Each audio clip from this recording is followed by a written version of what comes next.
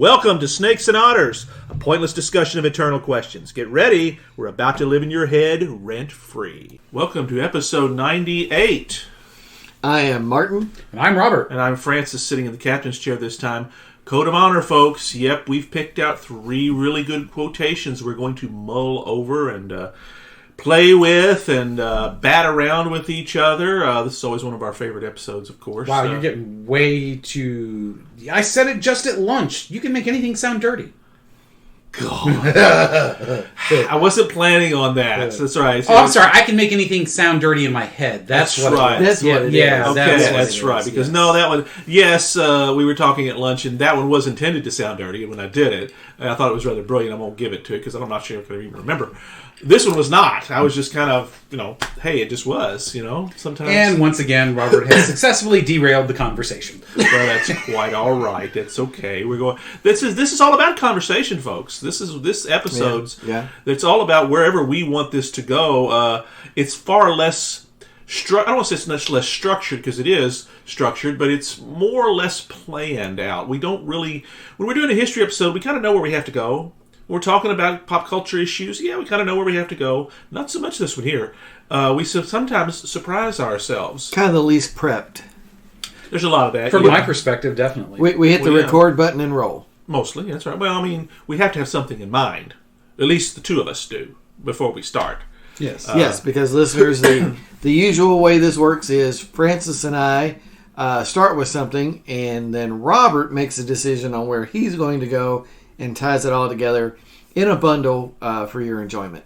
And he has... Hammers at home. Hammers at home. Very well. Robertus Malleus. That's right. And, he's never failed yet. So, now, to be fair... He's like Amazon. He always delivers. Oh. Interesting. Okay. Yeah. Good one. Nice to be fair now, I do not just pick one out of my rear end. I have a list of quotes that covers a gamut of subjects and possibilities. So I have a prepared list. I just don't know what I'm going to pick off that list until after you guys go. Well, you also are well-read enough and intellectually robust enough. Oh, thank you, sir. To pull one out of your behind. Well, I suppose I probably could, yes. It's got to have happened. In as many of these as we've done, have you always gone off the list? Or have you occasionally... I don't know. No, I don't believe you have. I believe there has been a couple where something popped into your head. Got to have I'm sure it must have. You've got to have gone off the reservation, depending on where we want to go. Because we've done, what? 15, at least 15 of these by now. Oh, my Lord. I mean, yeah, probably a lot more than that. I mean... Well, no, because... Well, I mean, maybe not a lot more, because... Yeah, that's true. That's right. Once a month, And right, but I mean, we're hitting probably about 20 of them, because we're cycling around on almost 2 full years. Exactly. We started in June of 2019 with this format. Did we? Or July. Excuse me, July. And that, although... No, I think that was with the weekly, but... That's correct. But I think the format didn't come till the fall. September is when this format happened. Yeah. But we added pieces at different times. Yes. This one was fairly... I think this is like October-ish, wasn't it, when we did our first official Code of Honor? So, yeah, I think you're right. And so if you take, roughly 80 episodes, I'll do the math here real quick, divide that by 4, you're coming up on 20. Yeah. We're getting close. Between 18 and 20 times we've done this. Yeah. And we haven't knocked Robert off the rails yet. Right. You've tried. We tried. See, it's the fact that I pride myself on being a fairly decent philosopher, even though I'm not a professionally trained one. And when you are well-versed in being able to do such things, it's real easy to tie anything together. Should be. Yeah, that's should right. Be. Should be. That's right. And we've done a spectacular job. It's like I said to my pastor recently about, because he was worried I wasn't going to show up, and because I guess as we hadn't talked, it's like, oh, I'm so glad you showed up, because it was my preaching weekend. And it's like, well, even if I hadn't, you've been at this long enough, you should be able to stand out there and talk for 5 minutes on the gospel unprepared. Yeah. It's kind of the same thing. After all this time, any one of us should be able to talk for 5 minutes on just about anything. This is true. That's the great strength we bring to our game. From men's fashions to industrialization, benefits of a classical education. That's right. Thank you, Klaus. Hans. Yes, Hans. What did I say Klaus for? Yes, I was thinking Klaus Hergersheimer. That's Diamonds Are Forever. Sorry. Hans Gruber. Yes, right. I could discuss industrialization and men's fashions all day, but work must intrude. Yes, that's right. So I think we better get started. Well, how about you go first? Okay, I have been struggling to decide what I wanted to do, but I think I've finally come to a conclusion because, listeners, we are recently off of our incredible road trip to Springfield, Illinois, to see the Abraham Lincoln Museum, Presidential Museum and Library. Oh, we didn't actually go into the library. Right, the library is a separate building. I wish we'd had time for that. I would have liked to have done that. Yeah, but we saw the tomb and we saw the museum, which is really well done. Yeah, it is. And they had I guess they're not wax figures, but well, I mean, whatever they are, they're life-size statues and life-like statues. Yeah. Of many figures, not just Lincoln at various stages, which there's a lot of. There's quite a few. Quite a few. Family, the kids, him as a child, Stephen Douglas. Mary Todd's got several. And, the cabinet, a couple of the generals. Grant McClellan. But they had one of Frederick Douglass. Mm-hmm. And I've been pondering this with one. Sojourner Truth. Yep. And Frederick Douglass is just... we're doing an episode on him later. I want to continue to research him. Pretty amazing man. He is. In many respects, a lot of the philosophical underpinnings, the abolitionist underpinnings that became mainstream, it's him. What becomes the 13th, 14th, and 15th Amendments. That's exactly right. And yet when things started, he was still fighting over whether, even Lincoln, is it really about that? And he eventually changes Lincoln's understanding. He really educates him. Yeah. And that's whether you think it's about preserving the Union or not, what it's really about is slavery. That's right. Because the Union wouldn't be in danger if it without slavery. Exactly. And it was Douglas that made that point clear, to not only to Lincoln, but to the rest of the country. Right.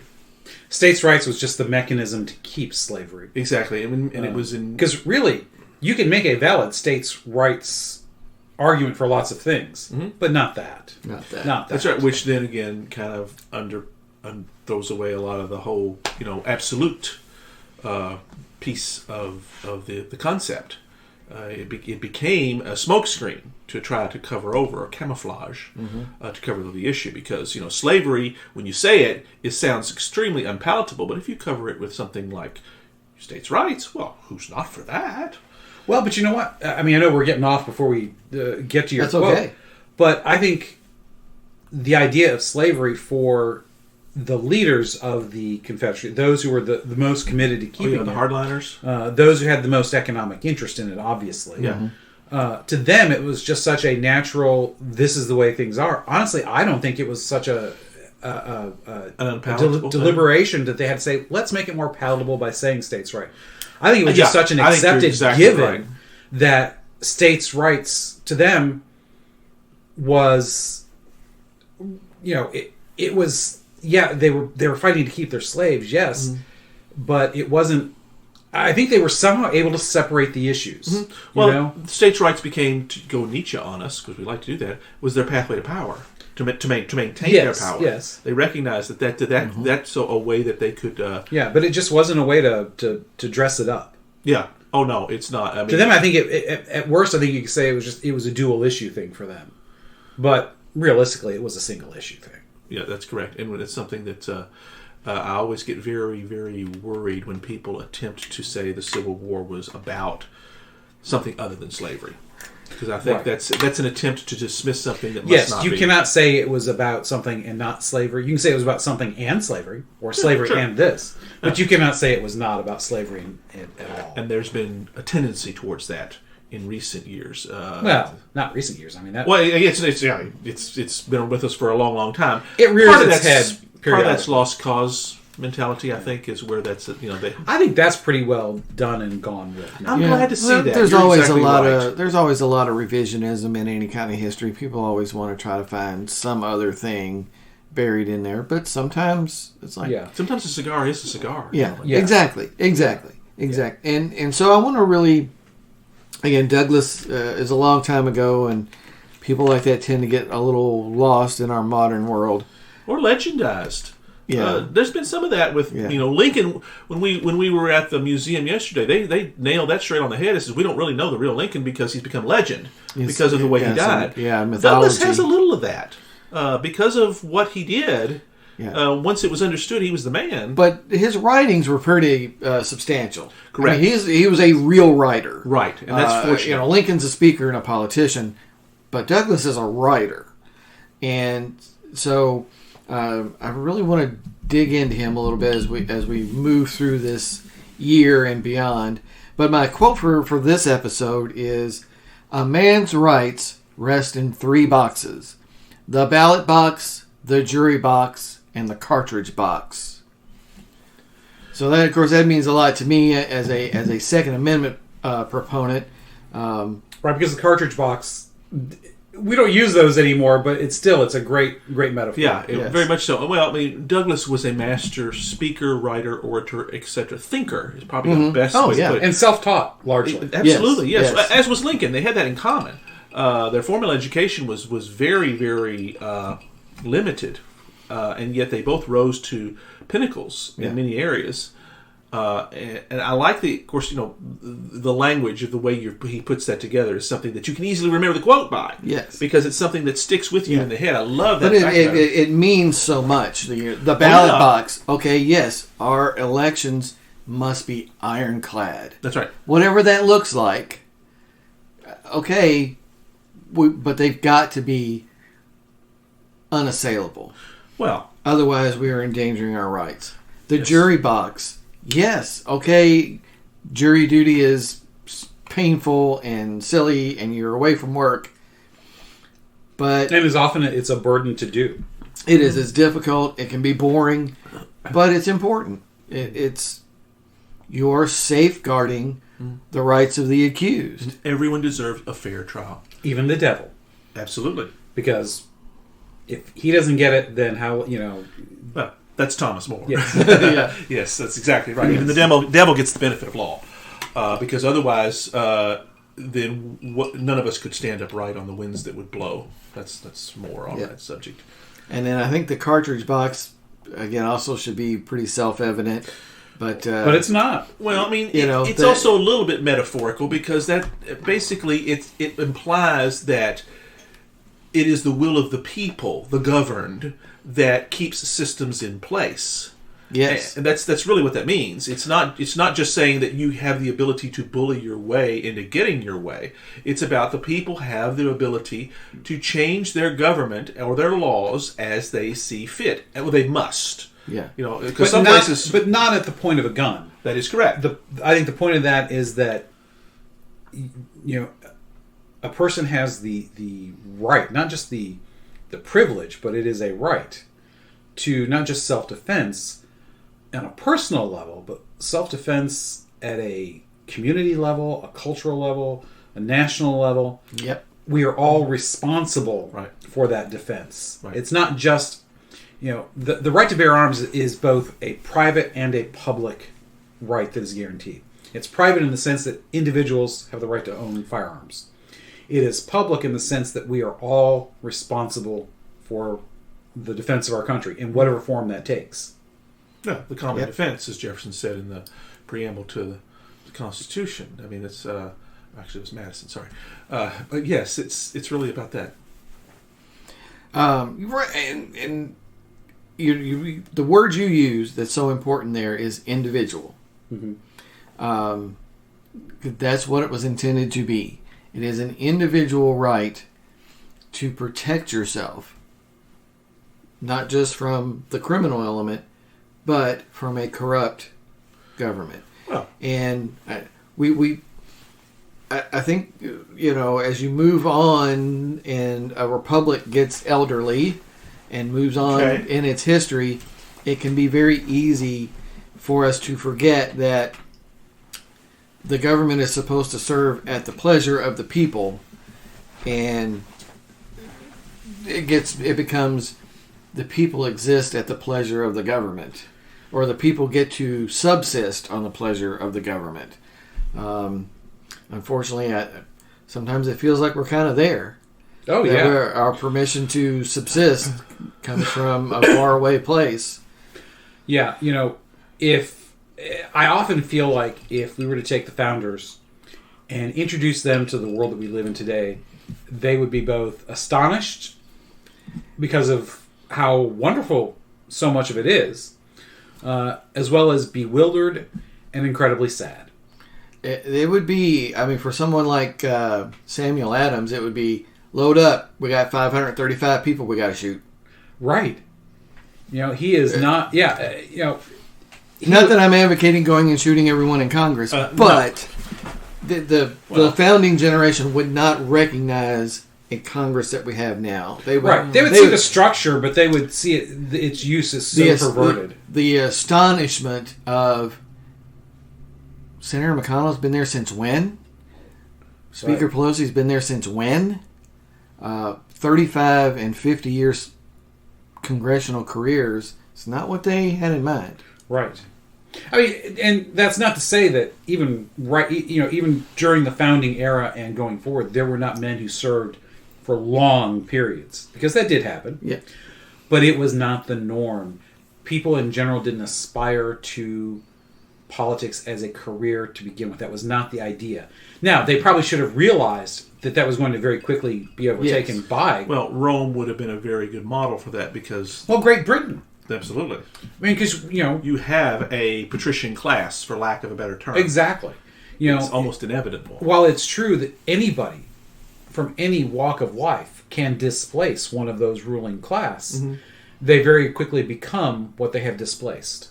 Yeah. That's the problem. It's a revolving door as to who, but the what never changes. Yeah, you can't tell the pigs from the humans. Right. When you're all covered in slop, it's... Well, the pigs like it too. Well, yeah. Two legs, 4 legs good, 2 legs bad.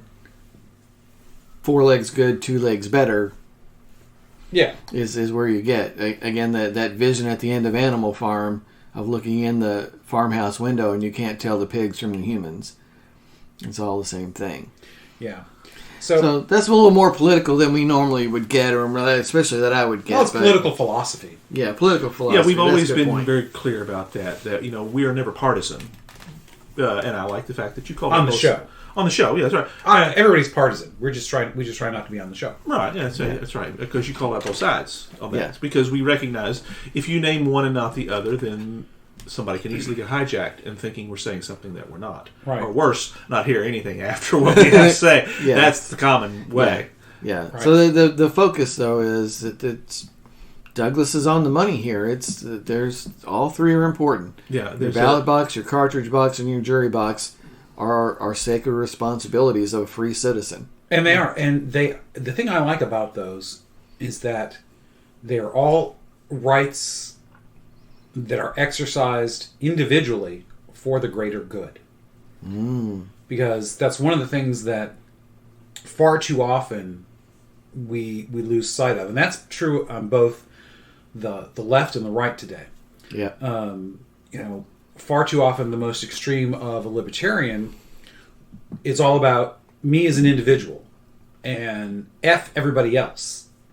And they don't recognize that you can't be alone. You can't. It does not work that way. Well, no man is an island. I mean, that's... Well, because the point of protecting individual liberties is if you protect the individual, then the group takes care of itself. That's what we lose with identity politics and group politics and all of that. It's like, but you don't have to protect that group if you protect the individual. And when you have the left where everything is only about the group. Yes. Groups cannot exercise rights. Rights can only be exercised as individuals. They may do it collectively, because obviously when we vote, we collectively vote for whomever, winner or loser. But they're always exercised individually.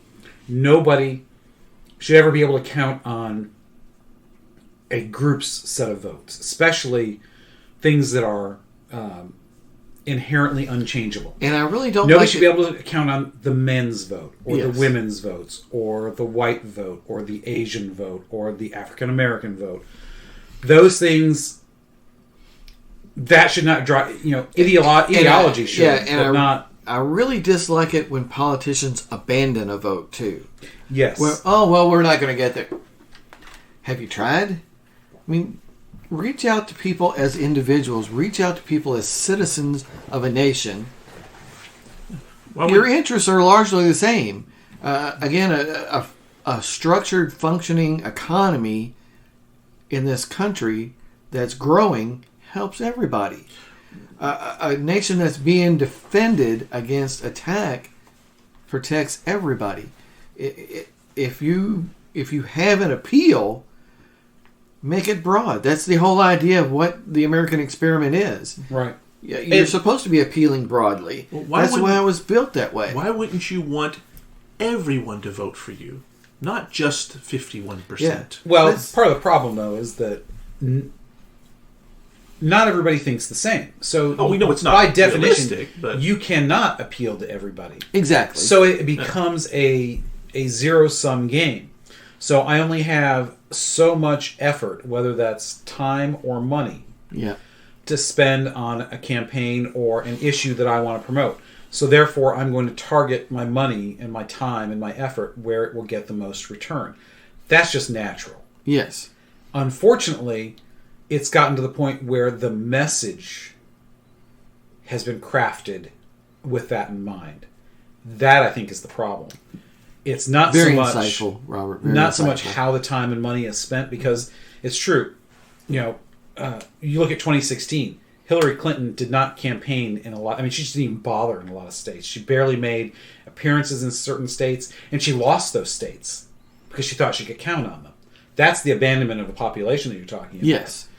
But also, we've gotten to the point where our messages are crafted to particular groups. And that, I think, is the biggest loss.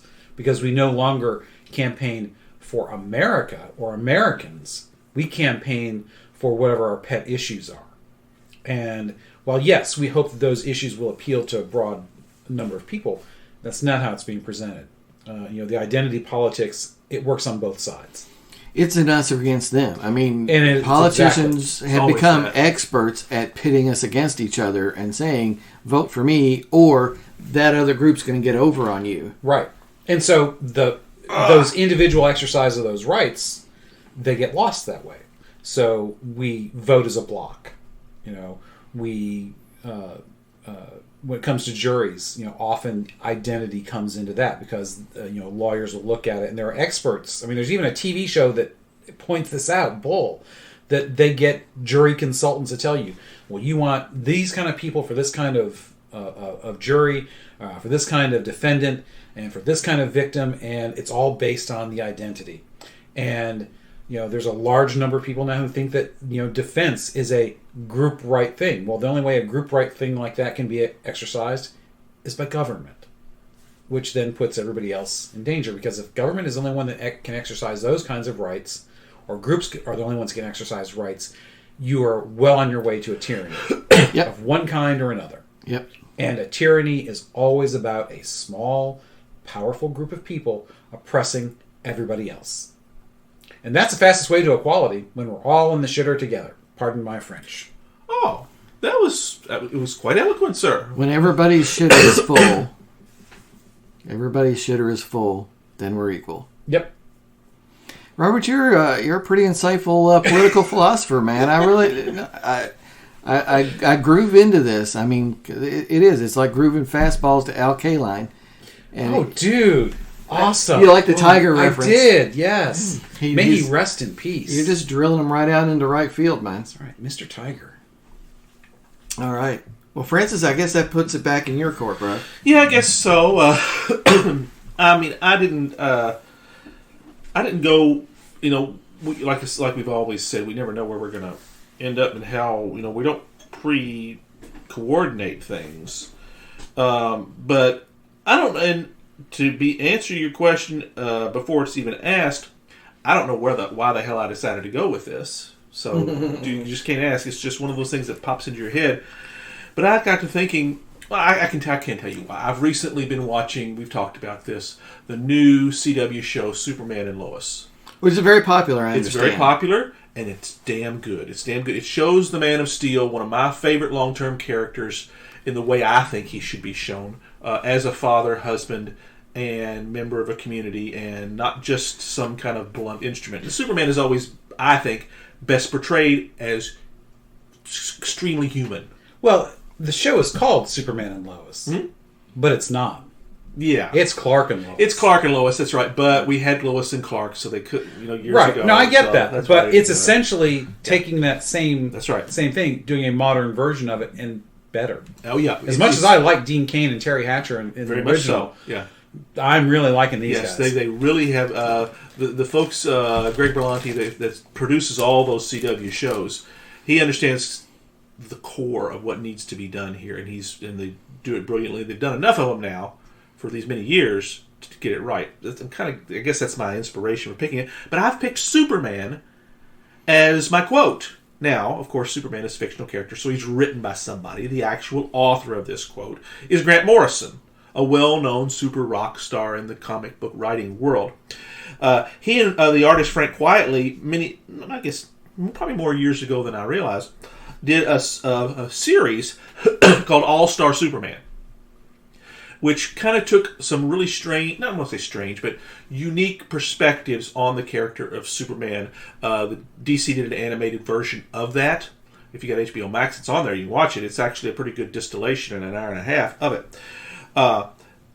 Anyway, there's a scene in one of those issues where a young lady is about to jump off a building, and she's literally getting ready to jump, and Superman appears behind her, and he says something to the effect of, "Your doctor really did have an emergency today he couldn't see you on." That's not my quote, but that's kind of like Superman kind of knows what she's getting ready to do, what's going to happen, and the fact, I'm assuming because of super hearing, that all is not what she appears to be. But my quote is what he says to her right after that. He says to her, trying to comfort her, because she's a teenager.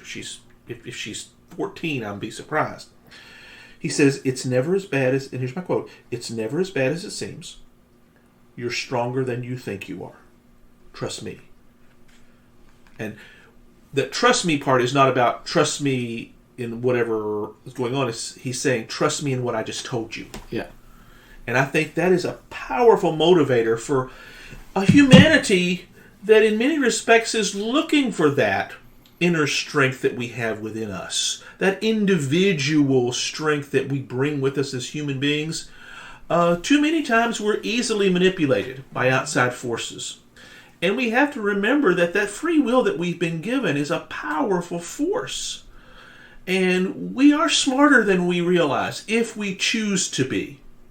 And I think that's a powerful message. And there's the irony for you, and that's the brilliance of Grant Morrison. The most powerful creature on the planet is telling you, this person who appears to have no power whatsoever, oh yes you do.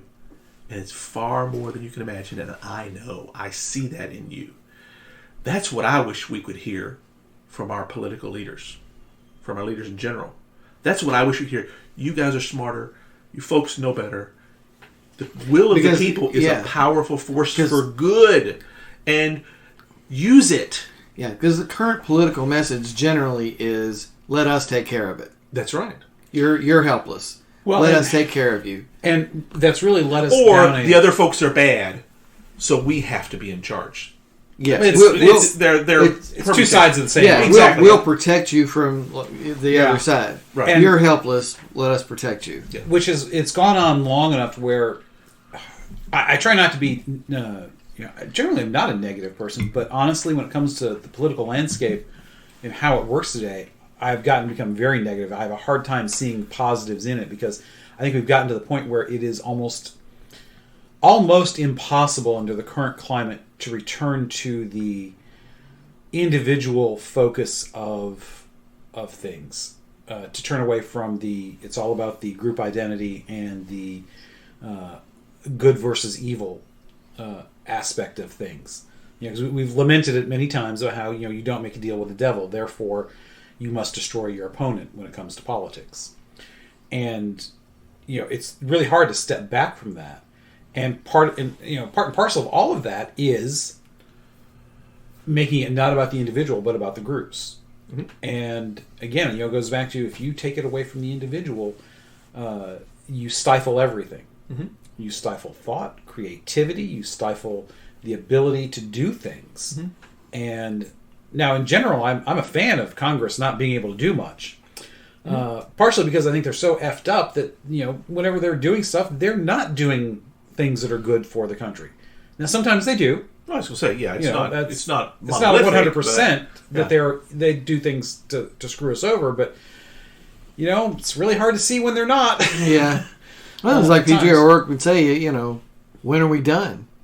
Right. When are we done? Yeah, giving Congress power of the purse is like giving keys to a Lamborghini and a bottle of whiskey to a teenager or something like that. Yeah, giving Congress money and power is like giving whiskey and car keys to teenage boys. Right. It seems like it's gotten that way. Mm-hmm. But that is a great quote because Francis, because it is a reminder that to me it's a reminder that we have more control over what happens to us or happens around us than we think. That's right. We often cannot control the majority of what goes on around us. We often can't even control a majority of what happens to us, depending on what situation we're talking about. But the thing we can always control, always and everywhere, is our response to that. Mm-hmm. And so much of our response has become automatic. Yeah. Because without thinking. Well, that's kind of what it means. Yeah, that's what I mean. But I mean, it's become automatic in the sense that, all right, I identify myself as this particular group. Therefore, I must respond to whatever happens in this way. That's what I mean when I was talking about we've taken the individual out of the equation. Yeah.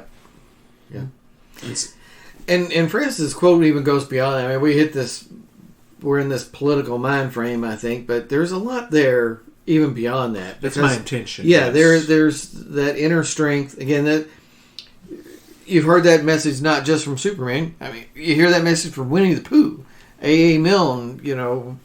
Winnie the Pooh's telling Piglet, "You're stronger than you know," and Christopher Robin's telling Pooh, "You're smarter than you know."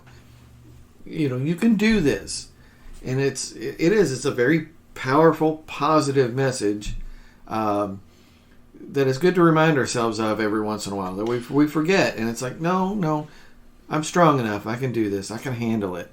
Yeah. From a faith perspective, you're supposed to believe that God doesn't give you anything more than you can handle. Of course, my response to that is often, I wish He wouldn't trust me quite so much. Yes, thank you, Teresa. It would be nice to get a little easier. Yes. That's a famous quotation of hers. Yes. Which is very, very true.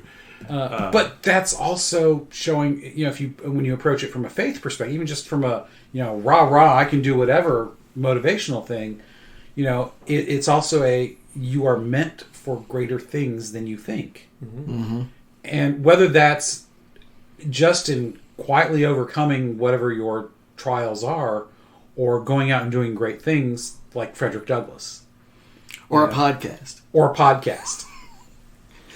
Well, not everybody can do a podcast. I mean, come on, that's. We say this a lot. We feel like we're at the top of this game. I agree. We just need to get out there on the audience. And speaking of which, yes, you can reach us on Twitter at Snakes and Otters Podcast.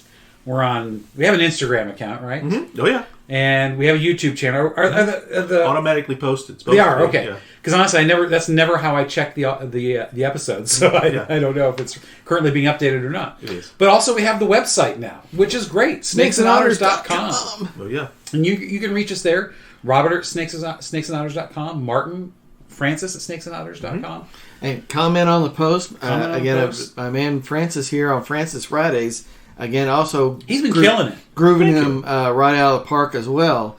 So Martin Mondays and now Wobbit Wednesdays, you need to be chastised. I am. I freely admit I am the biggest slacker when it comes to posting on the website. But you're an excellent writer, so we really need you to post. Yeah, I know, and I want to write more. I really do, but it just I have far too many things going on. I'm trying to cut back all the things that have going on in my life because. When you have 50 things going on, it's really hard to make time for the important stuff because you tend to try and do it all. And so that's my big problem. Don't half-ass a lot of stuff. Whole-ass one thing. Exactly. That's pretty good. I like that.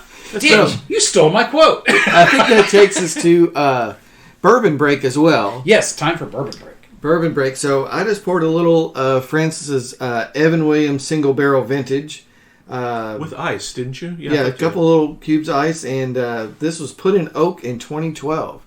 So this is, I'm not sure when it was bottled, but it's been in oak and then in the bottle. It's 11 years old, and that's right. Or 9 years old. Mad skills leaving me.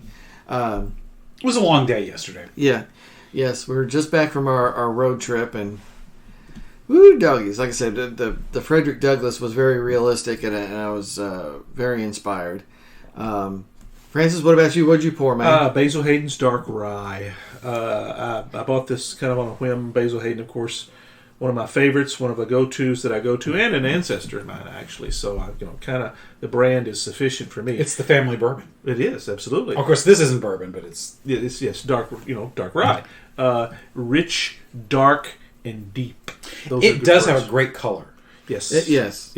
I gotta admit, it is a great, rich. Yeah, it's just got caramel color. Yes, and it's got straight rye whiskey blended with Canadian rye whiskey and port.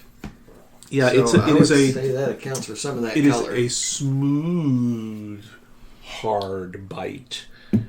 It's kind of like if you were to compare a light Pilsner beer to an amber Bock. Mm-hmm. Similar type of a difference there. Okay. Well, since you had the Woodford Double Oaked here, I had to go with that. Of course. I'm actually out of the Woodford Double Oaked at home. Did we drink it all? I'm sure you guys contributed. Well, I'm sure we contributed. I finished off the bottle. Okay, because I had the last drink. Good. That's one. It's very important that that you get that privilege. But it is definitely my go-to. Matter of fact, I may stop and get some on the way home. Just because it's just to me a great smooth flavor. All bourbon aficionados should carry it on their shelf. Absolutely, it's just kind of a thing. It's also, speaking of such on the shelf, it's a great looking bottle. That's one of the things I really like about bourbons nowadays. They're giving thought to the bottles. Mm-hmm. It does matter. It is, yeah. Now the Basil Hayden, it's got a traditional bottle. Mm-hmm. Although it's a little more tapered down at the bottom, so it's not even your traditional straight up fifth kind of bottle of whiskey that you would see on a shelf. Paper label with a piece of wood and a metal band around the center of it. Yeah. Presentation. It really that does matter. It does. And the Evan Williams, it's also got a little bit of a unique bottle. Yeah. I think that's great. The black wax over it. It's not like Maker's Mark with the red. The Quarter wax. Horse we had last month. That was a square. That was a square bottle. I like that. I think that's really nifty. Fun. Yeah. It's those things that entices you to grab it off the shelf and buy it. Yeah, for the most part, it's not like we see an odd bottle that we've never seen and from someplace we've never heard of. We generally put a little bit of thought into the new ones, but sometimes presentation is also a mark of quality, because some low end piece of crap bourbon, which is still bourbon, is not going to put that kind of effort into the bottle. So that is in a way a mark of at least the attempt at quality. Mm-hmm. And I'm willing to give a flyer on that every once in a while. Mm-hmm. It's good. It's very good. Yes. Speaking of very good. Yeah, I'm going to open up this is not a ding dong or a little Debbie. This is a ho ho, right? No, it's a ding dong. It's not a ho ho. Not a ho ho. We don't have any ho hos around here. Well, every ding dong should have his ho ho. Oh God, he went embarrassing. There we go. Thank you, Robert. I was trying to get there and I mangled it. You are just this sexual innuendo thing, man. We're just stepping. It's usually my thing, and I mangled it. And Robert saved the day. He saved it, nails it down completely. Yes. I mean, I can't help it. I'm missing Mrs. Robert. We're snacking high on the food chain and being all political philosophy here. I think it's time for Robert to take off with it. Okay, so. My quote is from a gentleman. I didn't really know anything about him. I just liked the quote, but I did a quick search while we were speaking. It's from Theodore N. Vail, who was actually one of the early presidents of AT&T from back in the 1880s. So he's like one of the... Oh, way back. Way back, yeah. Somebody that would have maybe have even worked with Alexander Graham Bell then. Yes, as a matter of fact, he has ties to Bell. He has ties to the inventor of the telegraph. So, he's... all there. So he's all up in the middle of it.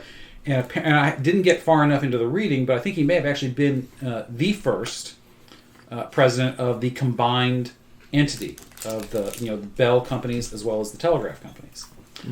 So that's his background. So this is we're talking 140 years ago. Now, the quote is this: "Real difficulties can be overcome. It is only the imaginary ones that are unconquerable." Ooh. So, Wow. Really? I think that's a fantastic motivational quote because it reminds us that the internal struggle is far more important than the external. Because the internal is where, well, at least for guys like us anyways, especially those of us that have a hard time shutting off the internal dialogue, like myself. But is it possible? Well, I guess we sleep. It just transforms into something. Well, I talk about the internal. We've talked about this before many times. I think we've even talked about how recently I came across this article that some people have a literal dialogue. It's okay if you have a dialogue with yourself. Just don't say "huh" when you talk to yourself. Right.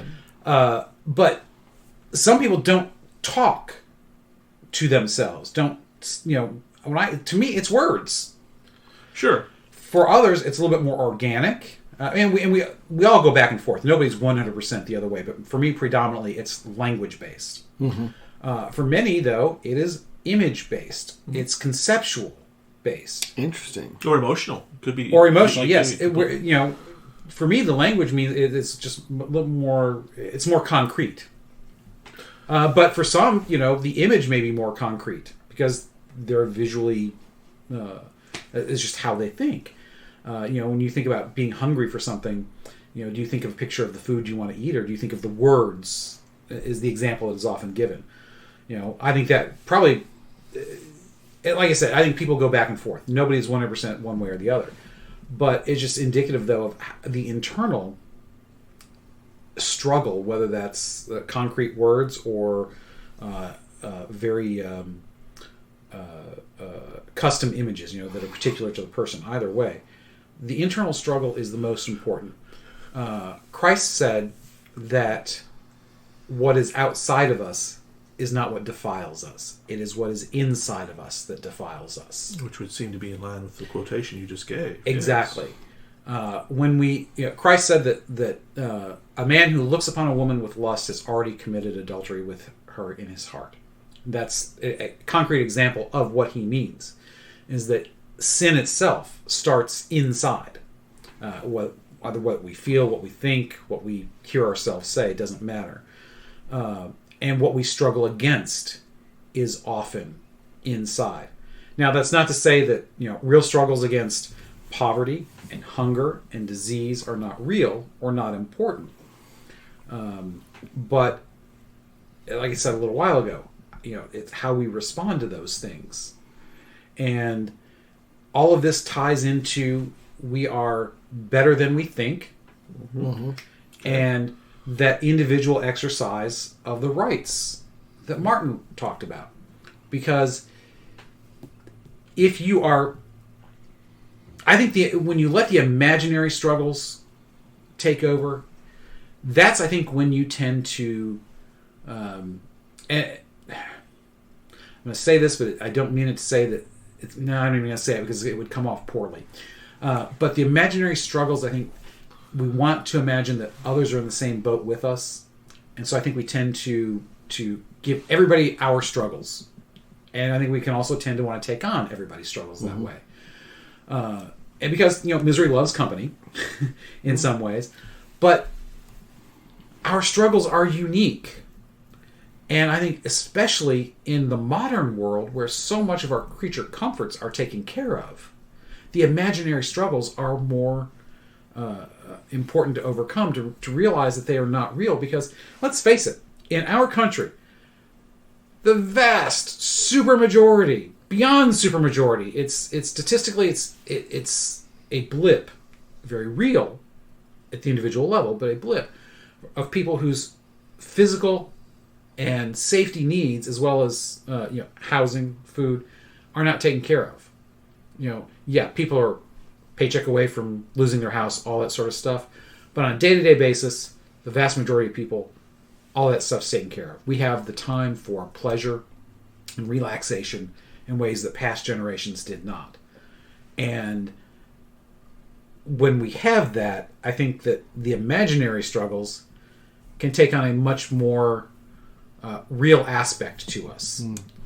Because the big struggles that we used to have to worry about, they're not as big.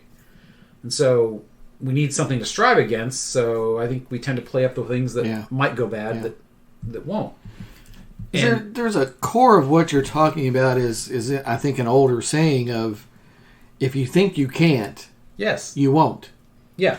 Thomas Edison, or not Henry Ford, I think. Henry Ford, yeah, that's what I was going to say. Said that. So if you think you can, or whether you think you can't, you're right. That's yeah, one of that's my the favorite quotes. Yeah. Very much so, yeah. And so that's very much at the core of what you're talking about. And then, okay, well, but if you think you can, because you're smarter than what you think, and you have the right to do so, because you as an individual are guaranteed your rights, then yes, you can. Exactly. We can. That's exactly the point I'm making. You can make an impact. You can have an influence. Right. You can achieve. Yes, but all of these three have to work together. If any one of these three things are missing, then you've screwed the pooch, or the likelihood of failure goes up. Because if you don't think you can, if you think that it's hopeless, however you want to take Francis's quote, however you want to express that in the situation, then focusing on the right thing and exercising those individual rights, whether it be the ballot box, the jury box, or the cartridge box, but more importantly, taking responsibility as an individual for the good of all. If you don't think you can, it doesn't matter. But if you try to take responsibility as an individual for the good of all, and you think you can, but it's against an imaginary problem, then again, it doesn't matter. Against the right foe, while thinking you can, but not exercising those individual rights for the common good, again, it's not going to work. Well said.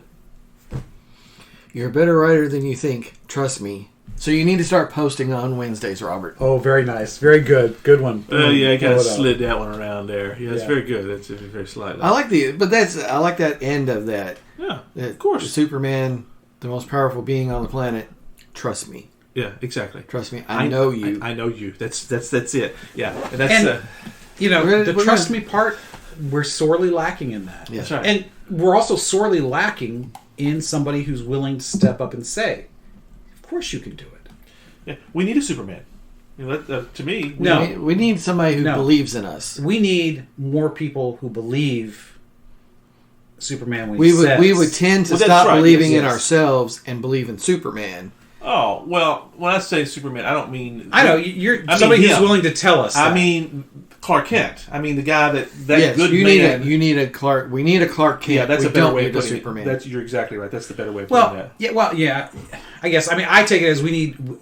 It's really two things. We need more people who are willing to say, yes, you can do that. But I think you need them in the context of what we were just talking about. Yeah. Yes. Do the right thing for the right reason while believing that you can.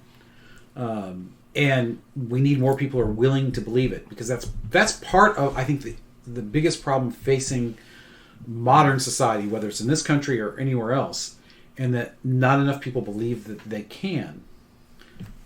Self-doubt is a crippler. It is. Self-doubt leads to... Because self-doubt is the wrong enemy to fight. It's the imaginary struggle that is not the right struggle. Yeah. Because it shouldn't exist. We need to be Ferris Bueller. In what way? Because I can think of so many ways to be Ferris Bueller. I don't believe in Beatles. I just believe in me. That's right. I believe in snakes and otters, man. Well, see, now that's not... Because he would say, I don't believe in snakes and otters. I just believe in me. But yes. Snakes and otters, though, is a great example of what we're talking about. Part of exercising, the ballot box is not just the vote. It's the willingness to speak up about things. Right. Yes. Yeah, so it's meant to be. It's free speech as well as the vote. So this is us exercising the First Amendment. Yep.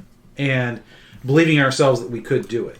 And in a way, I sometimes feel we're just a tad bit subversive, and I like it. Yes. Oh, absolutely. Because, we are willing to call out anybody and everybody. Well, yeah. Well, I mean, honestly, for myself, I won't speak for you guys, but I imagine you have similar thoughts and feelings at times, is I don't know that I have a political home anymore. oh, well, that's I'll call out either political party when necessary when they violate what I know is a core truth belief. Yeah. I mean, I still tend to one side over the other, but Yeah. but as far as a political home, that sure don't feel like The home. allegiance isn't very strong. Yeah. Anymore. I mean, it's a nice place to visit, but I don't know that I want to live there. Well, It's yeah, a problem. Well, because to surrender to partisanship surrenders things that I'm not willing to surrender. My ability to think for myself, in particular. Yeah, and I understand from the other side too. Of, well, yeah, that's great, but sometimes you got to win. Sure. Yes, there is that. So I understand the frustration with that kind of. Well, we'd rather be ourselves and lose. It's like, yeah, but you're still a loser. Well, and at some point, you have to win and at least protect a few things. Maybe you don't get to protect everything you believe in, but if you lose, you don't protect anything. Spoken like the pragmatist that, of course, we know Martin to be. Yes. But on the other hand, sometimes, out of the ashes of massive defeat comes victory. Mm-hmm. There was no Ronald Reagan without Goldwater in '64. And without Watergate and without Yeah. Jerry Ford.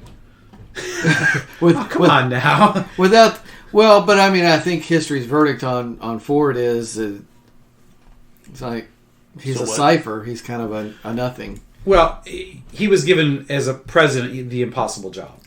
He was given a very poor hand. I mean, Yeah. And he knew that going in, I Yeah, think. he did pretty well with a pair of twos, but that really is all he had. That's pretty good. I like that. Yeah. That's very good. Very But, good. I always have a soft spot for Jerry just because, he's Michigan man. Michigan, play ball at Michigan. That's right.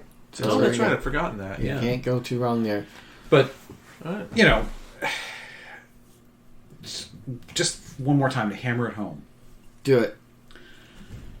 My greatest frustration with the way things go today is because it is almost exactly 180 degrees in opposition to how I think things ought to go.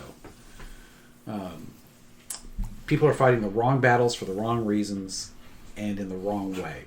Yeah, I get that. And what bothers me the most about it is not because I think that I'm not offended at it, other than I think that we are wasting the country. And we are very quickly, I think, on a road towards killing the ideals that the country was built on, at least for a generation or more. Yeah. We're on a road that I think may take a catastrophic event to our path, on a path that would take a catastrophic event to correct. And that's troubling to me, and for not just about what we've put into the country, granted not as much as many, but for what we've left our kids. When I think about what makes the country great, it's the things we've talked about here. And because to me, manifest destiny, yeah, we have some problems with that, but to me that speaks of,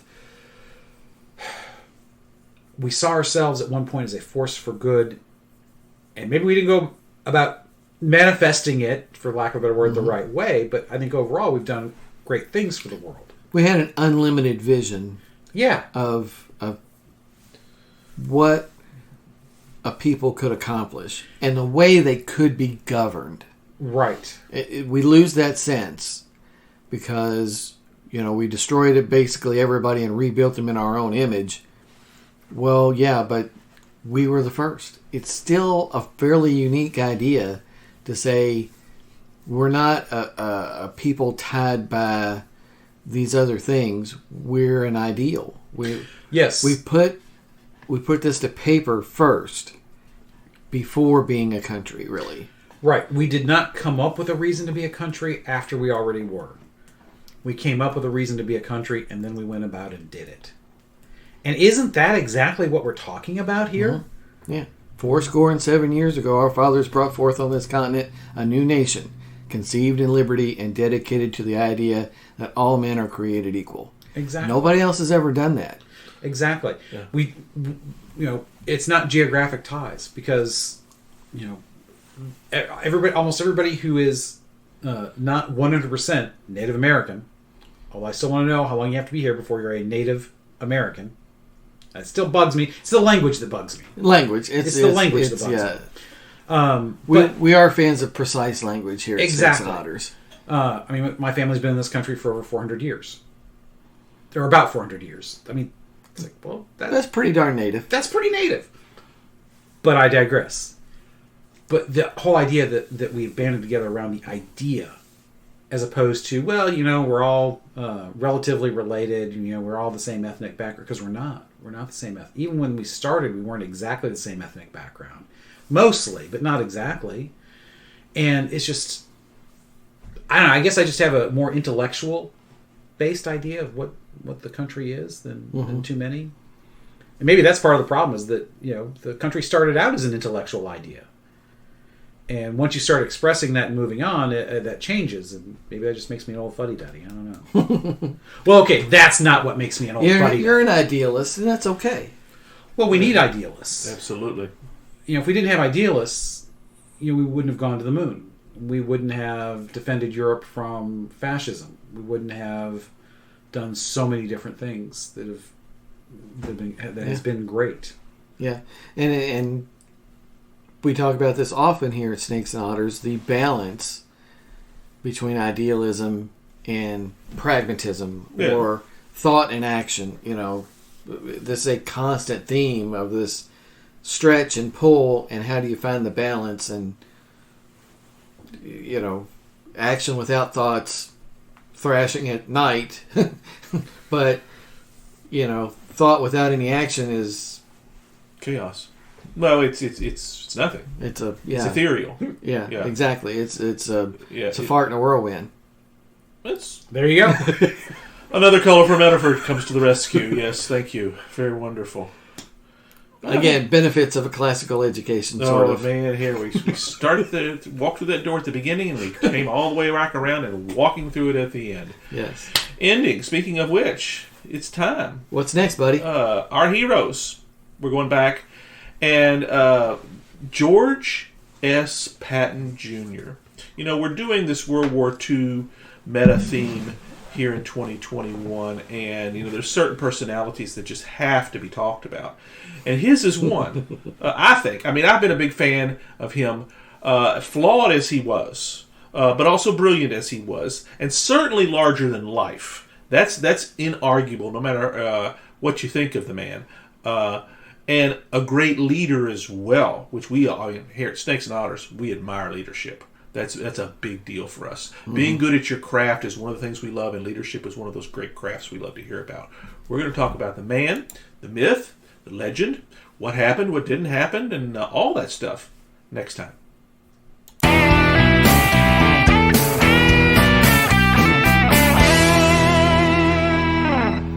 Hope you enjoyed another pointless discussion of eternal questions.